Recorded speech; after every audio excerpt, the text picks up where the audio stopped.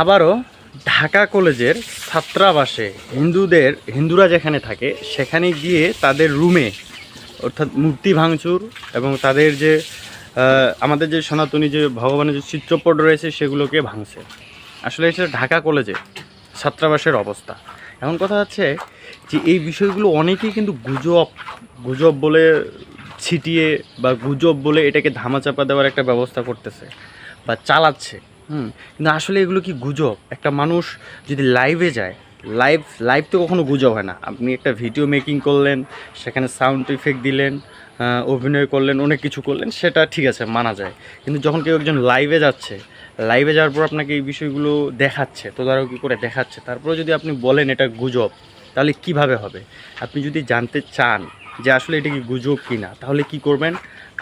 আমার এই ভিডিও ডেসক্রিপশনে আমি লিঙ্কটা দিয়ে দিচ্ছি, সেখানে ক্লিক করেন এবং ফেসবুকে গিয়ে লাইভ ভিডিওটি দেখুন যে আসলে কি ঘটনা ঘটেছে।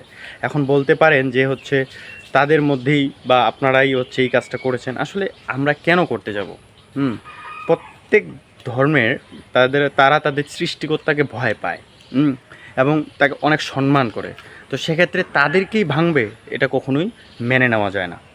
তো অবশ্যই এর পিছনে যারা দায়ী রয়েছে, দোষী রয়েছে, তাদেরকে খুঁজে বের করে কঠোর শাস্তির ব্যবস্থা আওতায় আনতে হবে। না হলে এভাবে ভাঙতেই যাবে আর আমরা শুধু দেখেই যাব। কথা হচ্ছে দৃষ্টান্তমূলক শাস্তি না দিলে এটা কখনো দাঁড়াবে না। অর্থাৎ দেখতে পাচ্ছে যে আমরা অনেকেই এই কাজগুলো করতেছে, আসতেছে, বলতেছে কিচ্ছু বিচার হচ্ছে না বা ব্যবস্থা কোনো কিছুই নাই, কোনো শাস্তি দেওয়া হচ্ছে না, তখন তারা বেশি সাহস পাচ্ছে। আসলে আমাদেরকে আরও কঠোর হতে হবে এবং শাসন ব্যবস্থাকে আরও তৎপর হতে হবে এই বিষয়গুলোকে প্রতিহত করার জন্য। তো সবার কাছে রিকোয়েস্ট, আপনারা আপনাদের প্রতিষ্ঠানে, গ্রামে, যেখানেই থাকেন না কেন, নিজেদের মধ্যে বন্ডিং সৃষ্টি করুন, ঐক্যবদ্ধ হন এবং প্রোটেক্ট করেন। অর্থাৎ এখন আসছে প্রোটেক্ট করার সময়।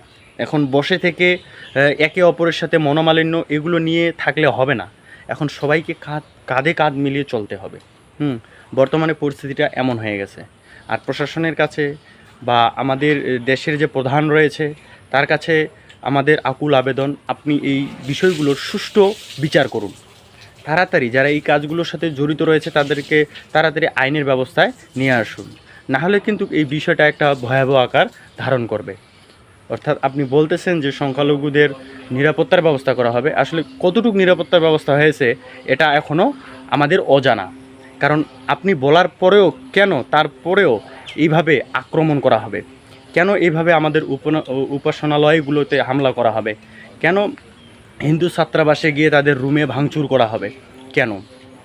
তো এই জবাবগুলো আপনার কাছে, আমাদের সকল সনাতনীদের, যে আপনি অবশ্যই এর সুষ্ঠু বিচার করবেন এবং যারা এগুলোর সাথে জড়িত রয়েছে তাদেরকে আইনের আওতায় নিয়ে এসে শাস্তি প্রদান করবেন।